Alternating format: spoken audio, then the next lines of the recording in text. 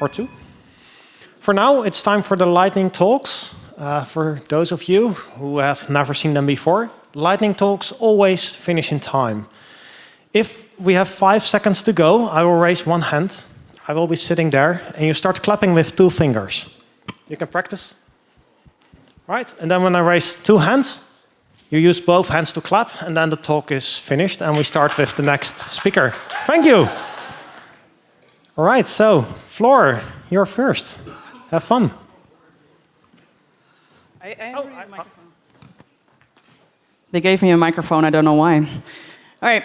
Hello, everyone. I want to talk about Mastodon a little bit because I think the adoption of Mastodon in the Postgres community has been quite significant. I was wondering if the bird app was being taken over by the elephant app. I was wondering how y'all use Mastodon and how we can make it into a platform for networking and support like maybe Twitter once was to you as well. I know that I'm still mourning Twitter, so I really want Mastodon to take that place, ideally. All right, so that's me. My name is Floor. I'm head of education at Tembo. If you want to learn more about Tembo, talk to me later.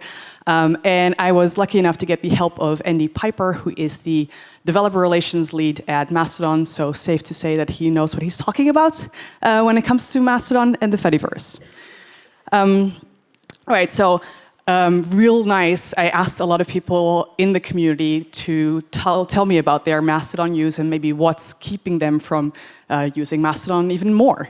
So some of you in the room actually have answered my little survey, which is by no means, scientifically sound. It's just a couple of questions that you answered.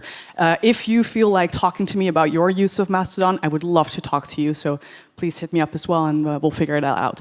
But from that little survey, and also from some conversations in hallways at conferences, I found out that a lot of you moved from Twitter to Mastodon when you know who took over Twitter. And the main reason is platform toxicity and sort of like the chaos that unfolded after Melon took over. And some of you moved entirely to Mastodon. Some of you still have a Twitter account as well. I refuse to say X, by the way, so I'm just going to continue to say Twitter. Most of you, in terms of other social media, use LinkedIn for professional endeavors and then hold on to Facebook and Instagram to keep in touch with family members and old friends.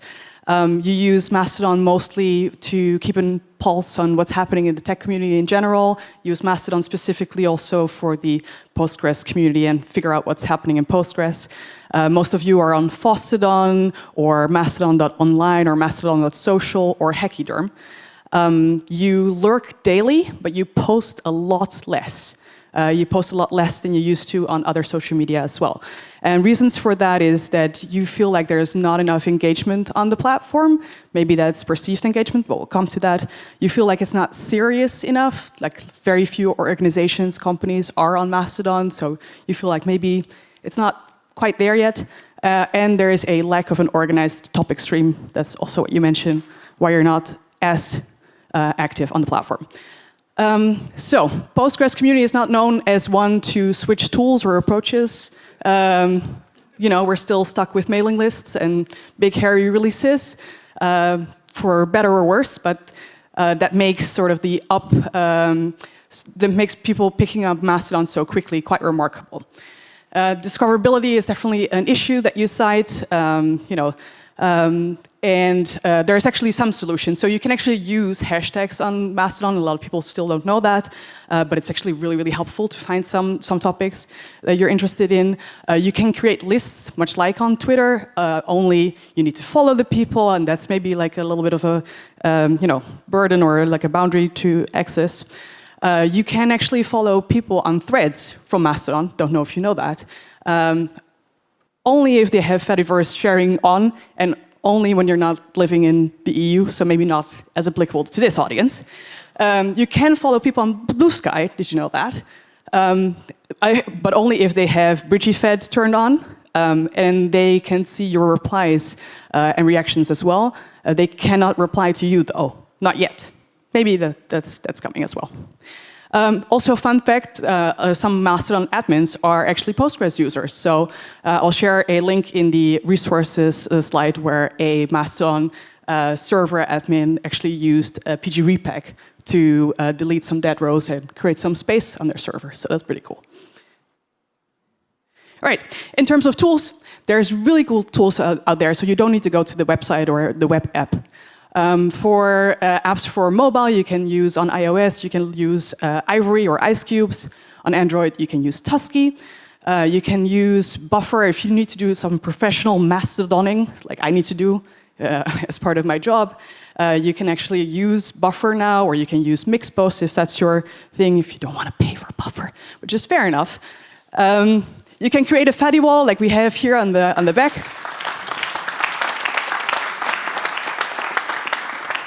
All right, I'm happy that we have a healthy platform now. Let's make it a lively one too, yeah? Let's all go to Mastodon. Okay, Floor, thank you very much. Onwards.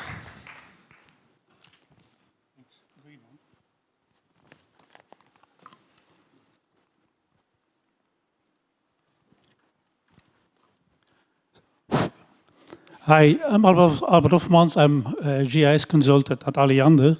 Alliander is the largest distribution system operator of the Netherlands, and I'm going to tell you a bit about how Alliander managed to do a large amount of projects with data stored in PostgreSQL and with two extensions called Foreign Data Wrapper and PostGIS.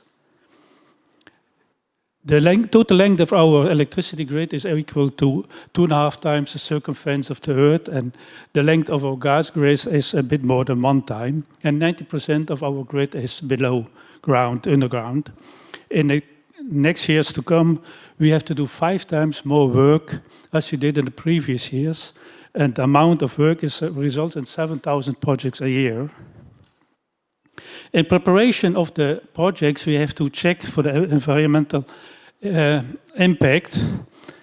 And for that, we have to look at the websites of a lot of authorities. And here are a few of the logos. You can see that there are 139 municipalities we have to check. Our engineers have to open each website one by one and check visually if we are within the preliminaries of the set by the authorities. And if it is the case, then we have to apply for a permit. And each authority has its own time to respond to our requests. A few of the analysis we have to do: are we within a certain distance of brittle pipes? Do we cross pipes of the Gasunie? Do we cross a plot with a monument on it? And that's quite of a geo-analysis. For this, we created a solution, the QuickScan solution. And the QuickScan solution has 2 entries. The first one is you select the project in the QuickScan solution. The information is sent to the service via API. The Postgres does the analysis and sends results back to the QuickScan tool. QuickScan has a database behind it with a knowledge base, so they can calculate which permits we have to apply for, and also how much time it will take. Some of the permits take about half a year to get it. The second one is if the engineer wants to check the information itself, he can start SpatiaLite. The GIS application is opened, and he sees on the right side, it's very small here, what the impact is. It's also possible to do the analysis direct in SpatiaLite. In that he can create a rough sketch of the project he's going to work on, and direct he sees what the impact on the environment is, also using PostGIS. Or he can recall the data of an existing project, and analysis is done. Here you can see in the blue lines, I don't know if it's very clear, these are the pipes who are going to be laid the next few months. The other thing is the Foreign Data Wrapper.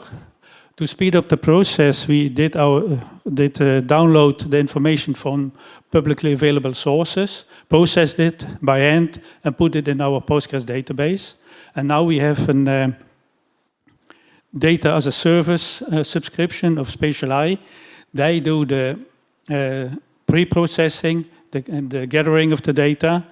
We do we put the data in our own format, and with phone data wrapper, we can download the information in our own Postgres database. Why do we use Postgres and PostGIS? Alliander is a smart follower. We maintain a power supply for 5.8 million customers, and we cannot afford to the risk of adopting new technology that's not proven. So we only adapted Postgres, I think 2 years ago, and because now it's stable, it saves a lot of costs compared to the Oracle license costs. Alliander has also a policy to use open sources as much as possible. Postgres covers most of our use cases, and PostGIS covers most of our use cases too. Is that so?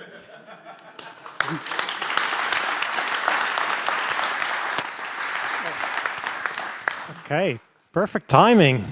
Bilge. Hi. Okay. Thank you. It's already started.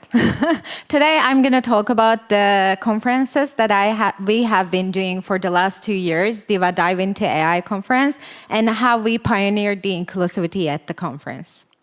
Okay, first team. This is our team. Daytime, they're tech worker. Nighttime, they're working for the conference. Gülçin, me, and Ayşe.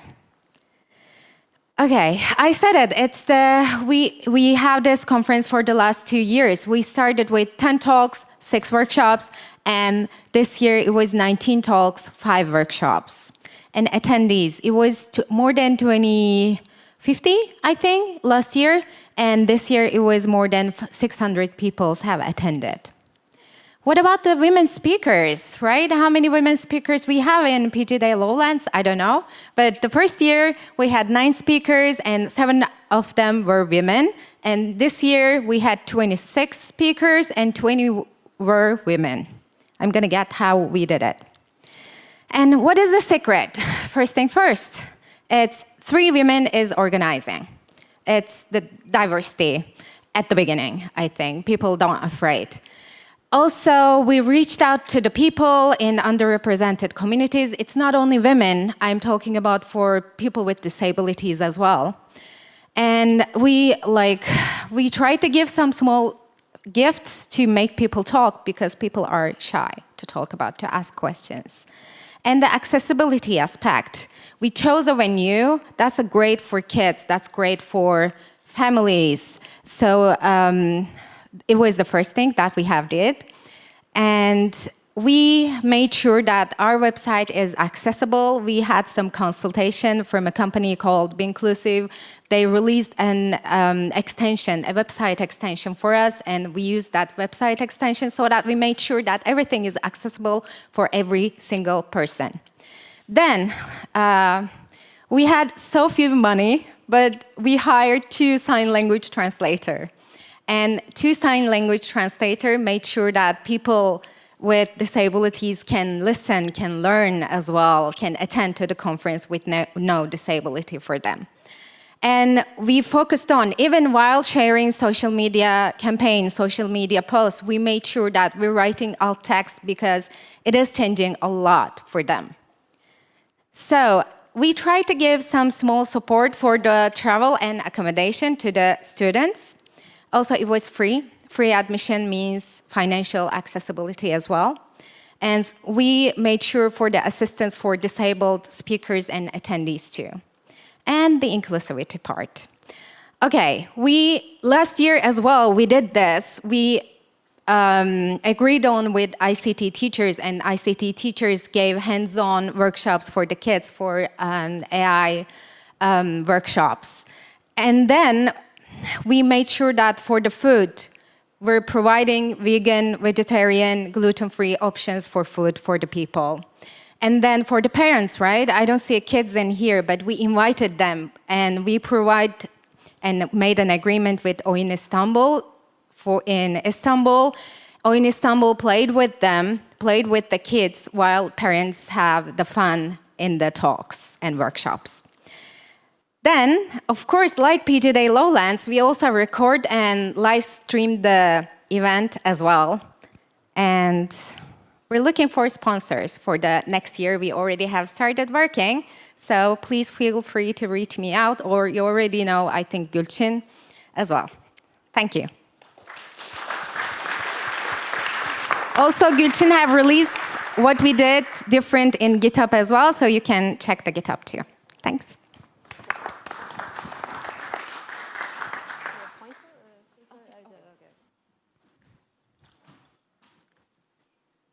All right, Teresa.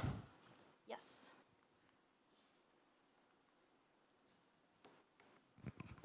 Okay, let's start. This will end on time, I promise.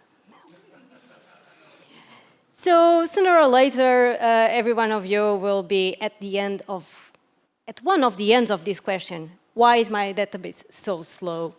You might reach for some help, and yeah, well, it might not be very helpful. Anyways, my name is Teresa Lopes. I'm a database engineer at ADN, and I will show you how you can scale your database. Prepare your photos, because that's it. It's here. That's done. But before we start kind of throwing money at the problem, maybe we can start asking, why exactly do we need to scale our database? Identify your bottlenecks. Understand what type of workload you have in your database. Have you checked your database configuration parameter file once, even? Or are you still using the defaults? Do you need to scale because you have a new product, a new feature? Are you expecting more traffic into the database? The answer to all of these questions will probably lead you to one or more one of those squares I presented before. Also, this is not size fits all, so kind of thing. So you might have to combine solutions, and some of them might not be at all for you, let's say. So let's start. First one, just buy bigger machines. It should work, right? At least for some time. But let's continue. Today, lots has been said about replication already, so why has your primary database take care of the writings and the reads and everything? So maybe you can split the reads into something else. This is a bit like you have a big problem, so let's try to break it in smaller problems. So we have massive tables. Let's just break them into smaller and more manageable ones. Every one of these things has pros and cons, and some things to consider. Here, I would say the major thing to consider is major challenge is actually picking the right partitioning key, because it's not very easy to kind of change after the thing is running. Same approach. Big database, why don't shard your database? If you have a customer's database, maybe we can have a shard with customers that start with letter A, and then the second shard with customers that start with letter B, if that fits your business. Just be aware of this little thing. It's called the Bieber bug, so before you start sharding your database, just Google it, please. Anyways, when was the last time you look at your query plans? Maybe just like the top 5 or top 10. Maybe look at them. Check if you have index in place. Check if they are the most useful ones, and delete the ones you don't use. Because every time you update data, indexes might need to be updated as well, and it just takes time. So next. Materialized views. Yeah, if you have these big aggregations, reports, and so on, consider creating materialized views. They are similar to views, but they are stored into disk, but they do need to be refreshed. So take that in consideration. This one, I think it's not very consensual, but if performance is all you care about for your queries, this might be one option. Just be aware that denormalizing your data model or some of your tables can put data integrity, data consistency at risk if not done properly. Next. Oh, add a caching layer between your database and between your application and your database. So instead of all the queries go to the database, they might go to the cache and get the answer. The biggest challenge here, I would say, is to define a proper time to live for the cache. And again, this might not be suitable if you have a high update kind of workload, because the data changes so much that caching might not be the answer. Last not least, and my favorite one, is clean up your database, please. Delete what you don't need, archive historical data, keep your database tidy, check if vacuum is doing the work. And that's it. That's all I have for you today. Haha, I finished on time. Yay. Hey, Michael, you're next. All right. So if I were to ask you if security is an important topic for a database, I think I would see all the hands up, but we don't have time for that today, unfortunately. My name is Michal Nosek. I work at Percona, and I'm here to talk about transparent data encryption at rest in Postgres, or TDE in short. And I'm going to tell you today 3 things: why this is important, how we address that with open source PGTDE extension, and why it is important move for Postgres community and win for everyone. So what is TDE? TDE is basically an encryption that is encapsulated in a database, right? So it's managed by the database, it's transparent for the applications, and it's basically about encrypting what is coming from the shared buffer to the storage media and decrypting when it comes back.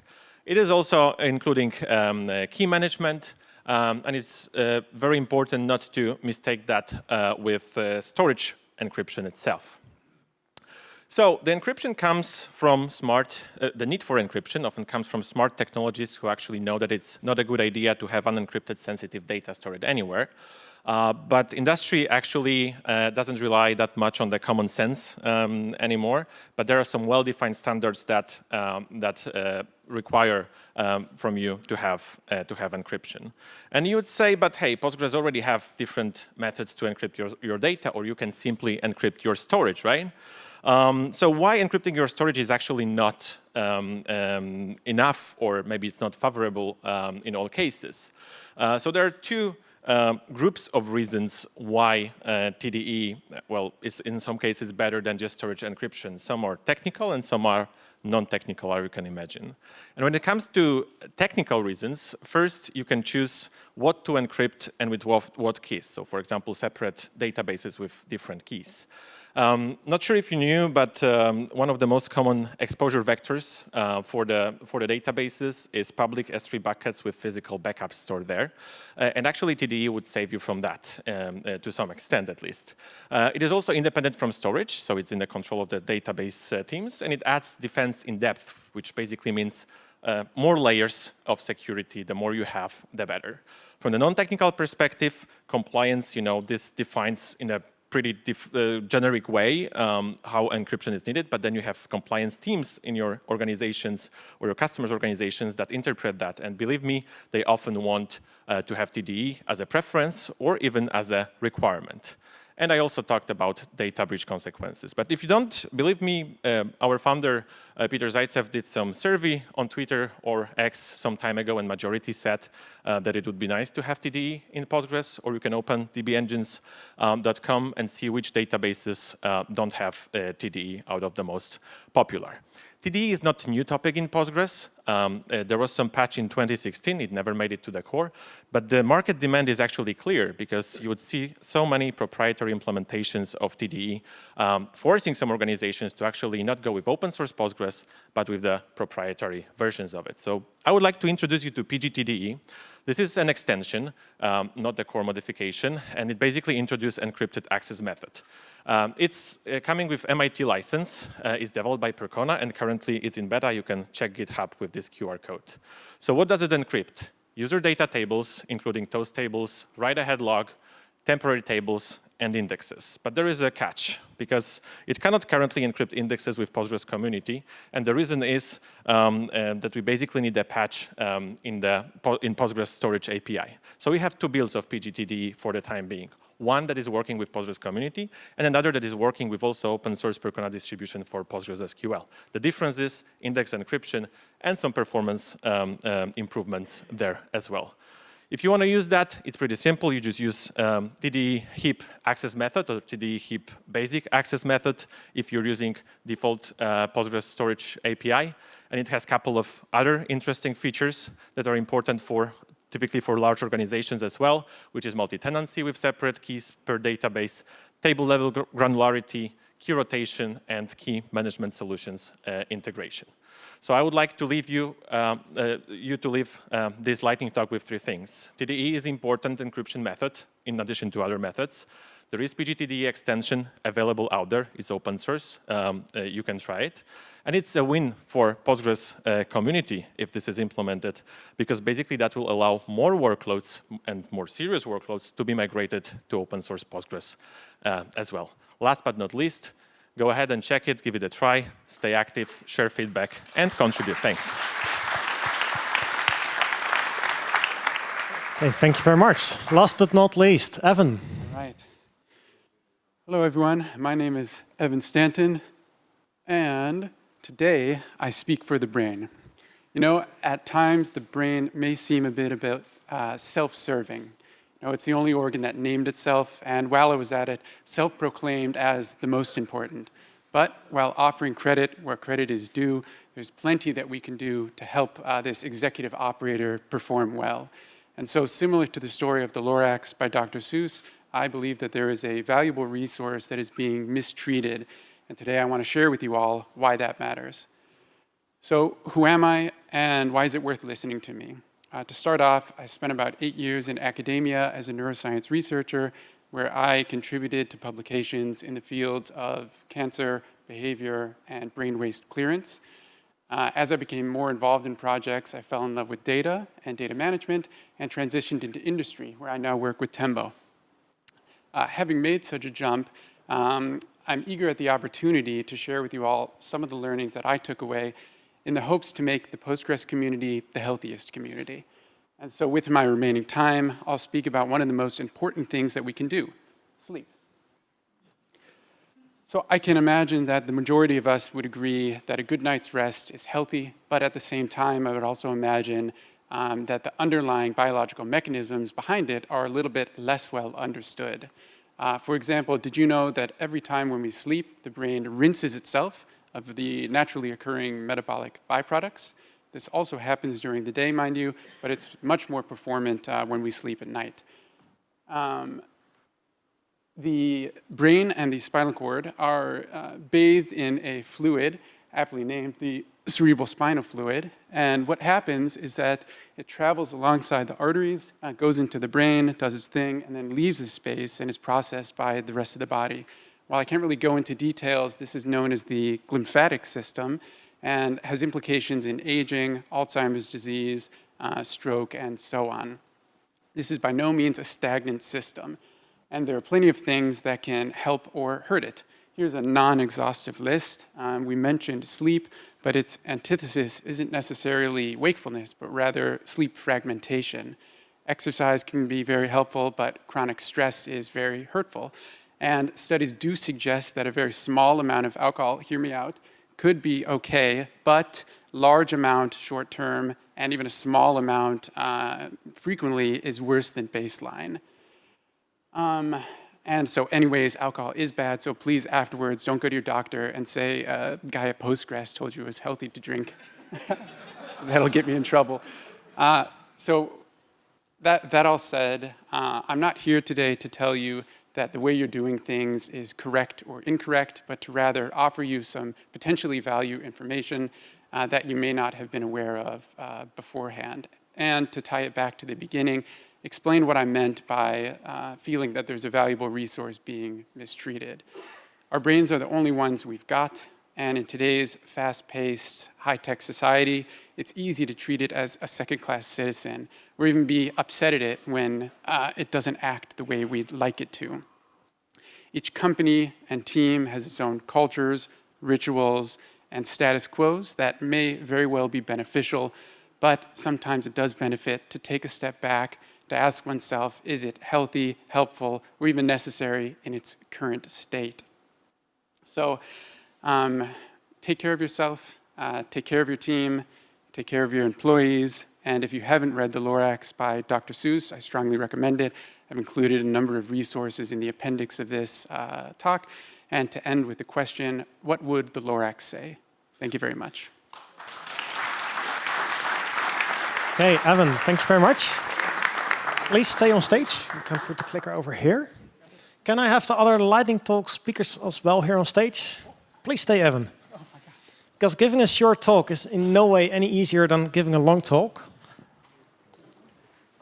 So, you're giving them to me, and then I feel like the man in the middle here. We just share the load. Thank you very much.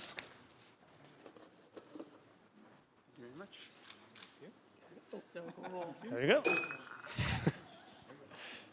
Okay, big round of applause, please.